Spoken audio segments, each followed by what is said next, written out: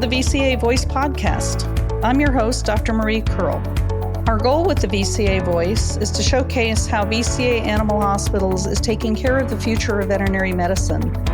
We'll bring our purpose to life through meaningful conversations about care, our culture, and the communities we serve. On today's episode, I'm happy to welcome Dr. Phil Padrid. Phil is a Senior Regional Medical Director for Specialty Hospitals in the Western Division. Hi, Phil. How are you today? Hi, Marie. I'm well. And yourself? Doing well. I'm very, very happy that you were able to join, and I know that you're going to have a lot of great information to share. Why don't we jump in and get started? Sure. I believe that you started your career in human health care, but tell me about your transition to veterinary medicine and how did you get started? I was a graduate student in philosophy, and I realized at the time that wasn't going to get me anywhere. And I wound up going to nursing school in upstate New York. From there, I became a nurse practitioner, and I worked in critical care in the Moffitt Hospital in UC San Francisco for a couple of years. From that point, I realized I wanted to challenge myself more, and I had a number of physicians in my family. It didn't seem to be the kind of lifestyle I was most interested in. And of course, as a veterinarian, we've always loved our dogs and our cats. And as I looked into the field, it seemed like a perfect position for me to be. I applied to vet school at Cornell and I was accepted. And that began my veterinary career. So vet school at Cornell, and then what happened after vet school? When I finished Cornell, I went and did a private practice internship in Santa Cruz. And from there, I applied for and was accepted in a residency program in medicine at the University of California, Davis. As I was finishing my residency, and I was planning at the time on doing a mobile endoscopy and ultrasound service in Northern California, I was doing a residency project with someone who was working with the pulmonary department at the Davis Medical School. One thing led to another, and they offered me a fellowship. When they offered me a fellowship, I didn't know what a fellowship was. I'd never heard of a fellowship. Okay. As I learned, I realized this was an enormous opportunity to learn more about a specific field. I had grown more interested in pulmonary medicine over the course of my residency, and I joined the Davis faculty as a pulmonary fellow. Now, remember, I'm a veterinarian. Everyone else in the entire building was. You're among a bunch of MDs there, right? Exactly, and there's actually a funny story for that. In the first year of my fellowship, we were in a hospital room, and the fellows and the attendings were circling a patient's bed, and we all had our name tags on. And it just so happened that the patient was looking at each of us in turn. She started at the other end of the bed, and when she finally got to me and she saw Phil Padrid DVM, she said, I know I'm on Medicare, but this is ridiculous. It really was fun. I finished my fellowship, and I was lucky enough to obtain a job as a junior faculty at the University of Chicago Medical School in Chicago. Okay. And I was there for 10 years. A major focus of my research turned out to be cat as a model for human asthma, because nobody else besides veterinarians know that actually exists. And when the faculty at Chicago learned that I had an interest in that, and they were developing an animal biology program, I became an assistant professor and was there for 10 years doing NIH-sponsored research. It turned out after 10 years, it had translated from pulmonary research to translational research in transplantation. And that's kind of the way research goes. You go where it takes you. And I woke up one day and I said, I really can't work with animals anymore as subjects of experiments. I just can't possibly. And I left the university and I joined VCA in 2000. So you were one of the early RMDs. I don't think you were in the very first group, but pretty early on. Yeah, I think there were 2 or 3 of us started around that time. The way I started in VCA was I was looking to get out of the university field, and I saw an advertisement. I applied, I was accepted, and it kind of worked out. So how was it having knowledge in human healthcare and human medicine and going to vet school? Did that knowledge help to support your education and career, or were there things that you had to learn differently? It's a wonderful question. And I knew enough basic medicine as a nurse practitioner in a critical care unit. I saw some pretty sick patients, and I was involved in about 200 CPR events over the course of my career. But veterinary medicine is not human medicine, and I didn't appreciate any of the differences, and I didn't appreciate my limitations. So it actually, for me, in the short term, was a hindrance. It took me about a year to get past my own arrogance, to be honest. Then when I calmed down and started to learn, it became helpful training down the road.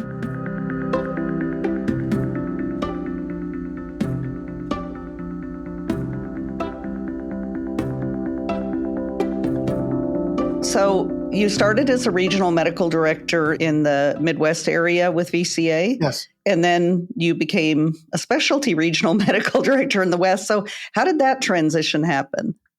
My career with VCA spans 23 years. So stuff happens over time.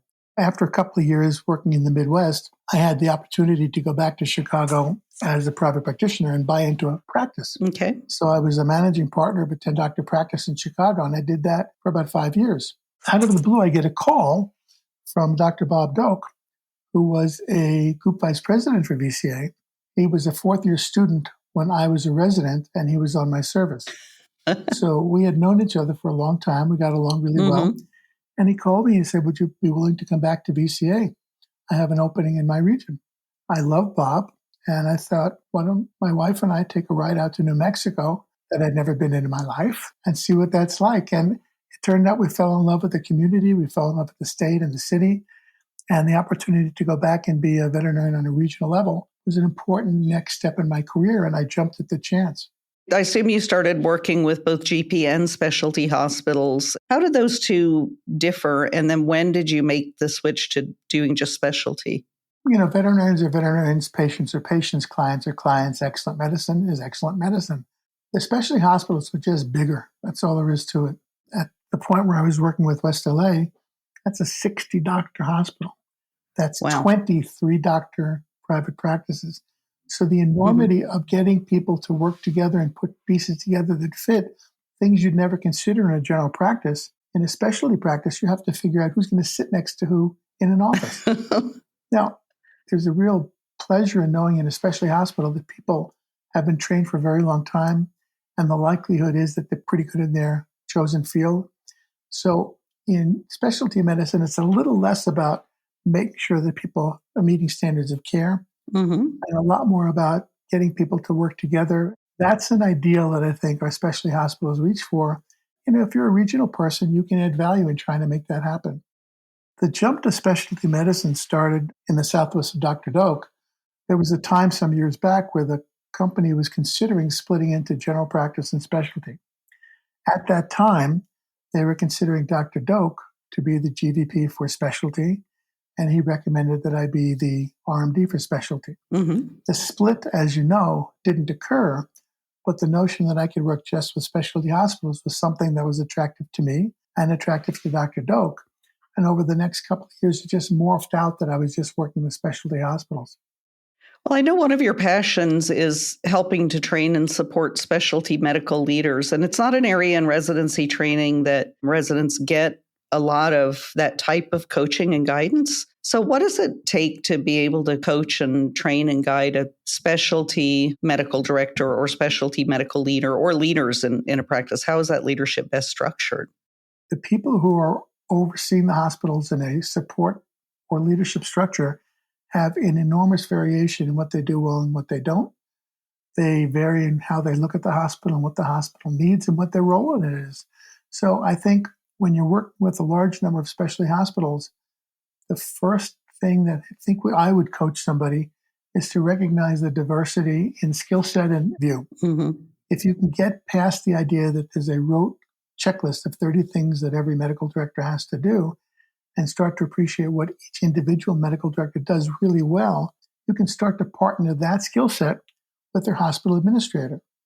If you can find a commonality between what the medical director does well and what the hospital manager does well, that's the partnership that really has synergy and really can show leadership within a hospital to make people even more motivated to do their best. There's a checklist of things you want your medical director to do: tell the truth, do the right thing, lead by example, expectations or kindnesses. If you can get people to understand what you expect of them, the opportunity for growth and leadership in a specialty hospital with a large number of people is enormous.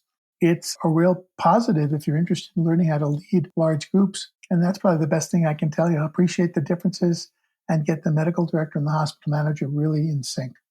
So when you have a hospital that's as large as VCA West LA, I'm assuming there's more than just a single medical director. What does medical leadership look like to perhaps help guide those interested in getting their feet wet in leadership to take that step and perhaps eventually become a medical director of that hospital or a different hospital? It's not so much knowing how to do it, so much as being willing to learn how to do it. And in the case of West LA, we went to 3 medical directors. We enlarged the support staff and the office administration staff. And we had a lot of meetings. We did a lot of talking. We went off-site quite a bit. Every 3 months, we would all go off-site for a day and whiteboard where our hospital is, where it's going, what do we have, what do we need. And that's a common thing you do in business. I personally hadn't done that in the specialty hospitals I'd worked for. So doing the strategic planning allowed people to talk to each other outside of the hospital and get a slightly different perspective on what their thoughts are. Because when you spend a day in a room with someone, as you know, you get to learn a lot about them. And hopefully it's good stuff that you learn. So how does that focus on strategic planning and really developing the leaders in a large hospital, how does that transmit into hospital culture? Oh, Marie, what a great question. I wish I'd known then what I know now. We all do. I know. So I'm in that same boat. The cool thing about it is if you can get the majority of people to agree that excellence has to be practiced and needs to be practiced every day, you really feel that internally and you start to look out for each other. I played baseball in college. I played football in high school. Teamwork is teamwork. And if you know that someone else has your back, that's a cliche that makes perfect sense in the field of veterinary medicine. If you're having a bad day, someone will pick you up. Before you leave for the day, you ask other people, do you need help? If once in a blue moon a veterinarian cleans a sink, it's that kind of stuff that makes a difference and have people feel that they all represent the hospital and the company in the hospital and in their community. That's the goal, to get people to see that, because specialty medicine, you can go about your way and see a lot of patients and generate a lot of income, but that's not the goal of leadership in a specialty hospital. It involves a lot of work to get to people to see what they want to do, what they think is important, and agree on some basic principles that we'll all work together on.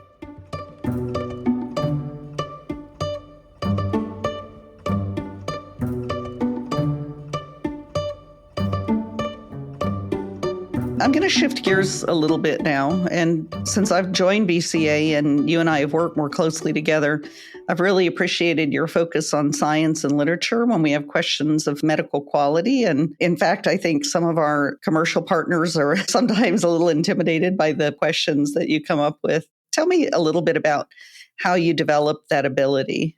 It wasn't something I had to work at. Because remember, when I was doing a fellowship, I remember the first time I was told to write a grant to NIH.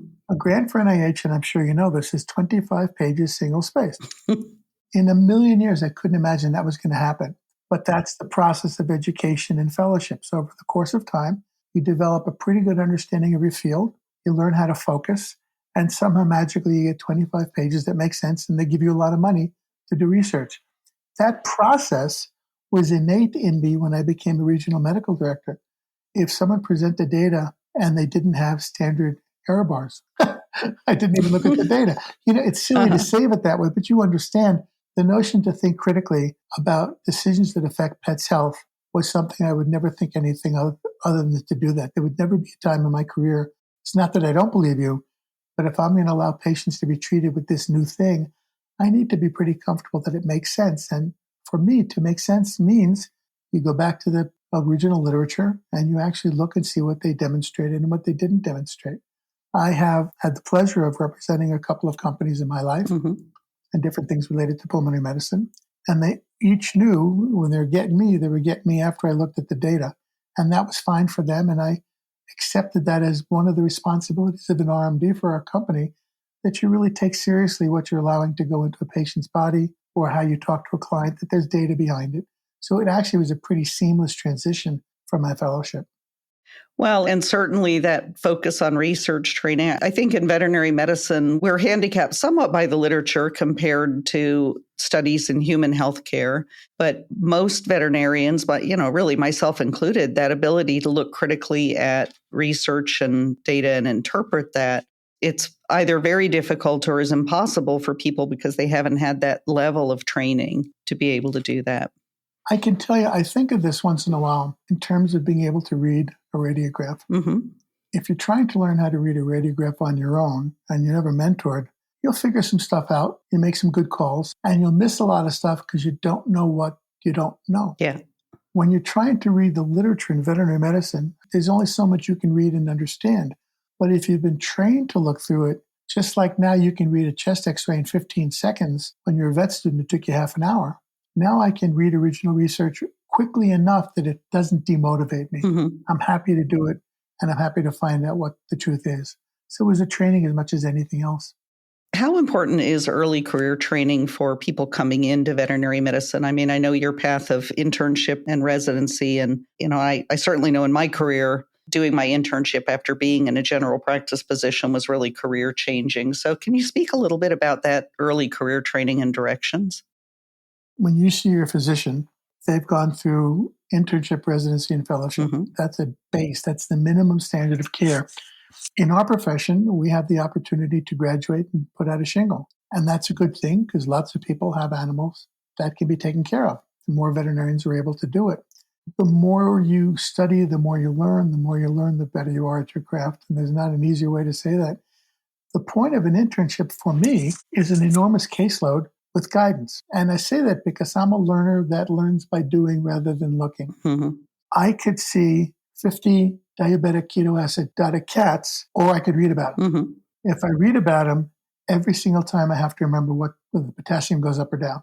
Once I've taken care of 10, I don't have to look at my little cheat book anymore. Yeah. So it was really just a caseload as much as anything else.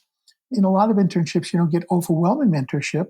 You get to see a lot of cases and you learn. So that was the biggest deal. Moving on to a residency for me made sense because you get to refine that information. You go from seeing everything every day for 365 days to focusing a little more into medicine, surgery, oncology, et cetera, and really becoming an expert in your craft. So for me, it was to become the best doctor I could be. That career path made sense. Also, I'm not very good at my hands, so I couldn't be a dentist right out of vet school. I couldn't fix a bone right out of vet school. I wasn't very good at that I still stuff. can't. So you couldn't give me a fracture repair when I was right out of vet school. I couldn't do it. So for me, that made perfect sense. I do believe it really helped me become good at what I do. And I think we all want to be the best version of a doctor we can be. Can I share one thing with you, Marie? Yeah, of course. You work, and we all work closely with Dr. Hoyle. Mm-hmm. When I was an RMD in Chicago, he was the medical director of VCA Lakeshore as a general practitioner. I think up until this minute, he's the best doctor I've ever worked with. As a general practitioner, and this is going back 24 years ago, he was doing fracture repair, he was doing ultrasound, he was doing complete dental suite stuff. He was brilliant at everything he touched. And I admire him to this day. And I tell him whenever I have a chance, and I'll call him out in a meeting whenever I can, that you guys know why Hoyle is this guy in the office somewhere. Why Hoyle was one of the best general practitioners I've ever met. And that was coming right out of my own training into my first year of a regional medical director position. So I did not know that Lakeshore was his. That was my hospital when I was a regional medical director in the field. But he is absolutely amazing. I appreciate that call out. And he's so good and helpful with everything that we do. I couldn't agree more. You've also been a career-long contributor to educating veterinarians and technicians. And, when I talk to you about it, I can tell you really love teaching. What is it about teaching that gives you rewards? I would say that the ability to help the profession with the largest audience I can. I'm happy just to talk. I think you know that. But the opportunity to make somebody better at what they do, or at least turn on a light. If I teach veterinarians how to approach a patient in emergency setting with respiratory distress, and I can get them to just appreciate what they're looking at, even if they figure out how to treat it, they got to look in the book, that's going to save a patient's life. It's the ability to take care of patients and make patient care better and strive towards excellence. I had the opportunity to learn quite a bit about pulmonary medicine, and I love sharing that with any audience I can. For me, the intrinsic joy above and apart the obvious, we want to take care of patients, I love translating crazy stuff into English. I love taking a language that nobody understands and translate into a language they understand has been a passion of mine since I was in my fellowship. God bless the physicians I work with. They're brilliant. And some are terrific at talking to patients. and some really weren't. So learning from that and having the idea that when I speak to a client, it makes sense to them is one of the things I've always trained myself to be better at. And I can try to help future veterinarians with that as well.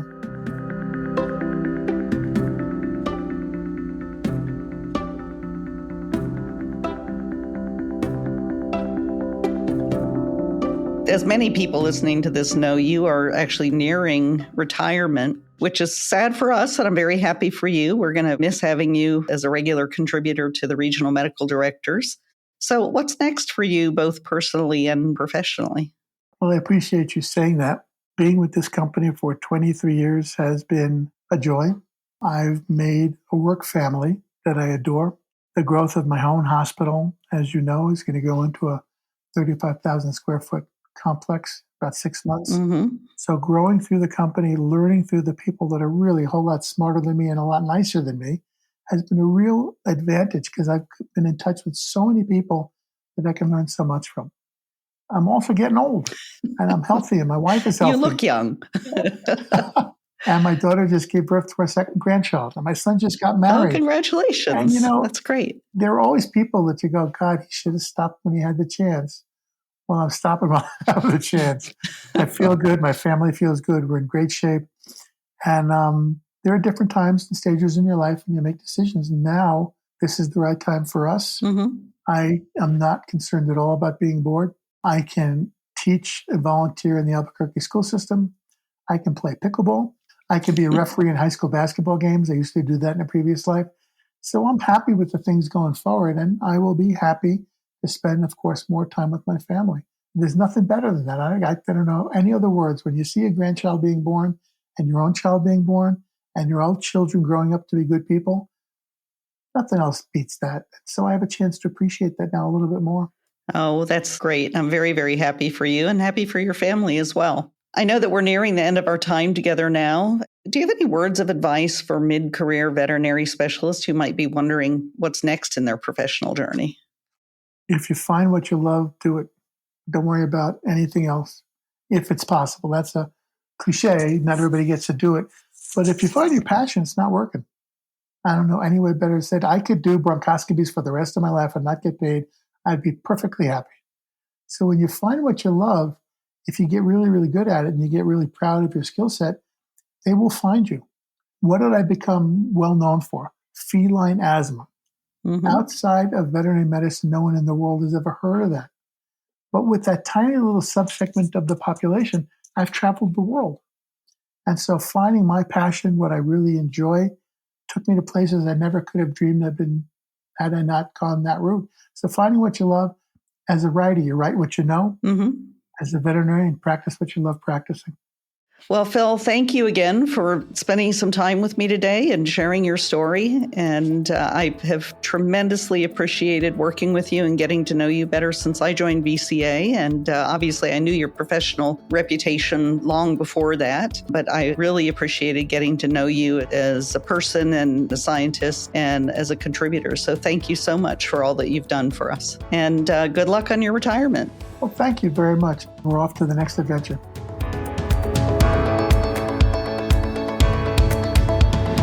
Thank you so much for listening in. If you enjoyed today's episode, please consider subscribing. Don't forget to leave a review to let us know your thoughts and share the episode with friends. Follow VCA Animal Hospitals on social media at LinkedIn, Twitter, Facebook, and Instagram. For more inspiring stories, visit our website at vcavoice.com.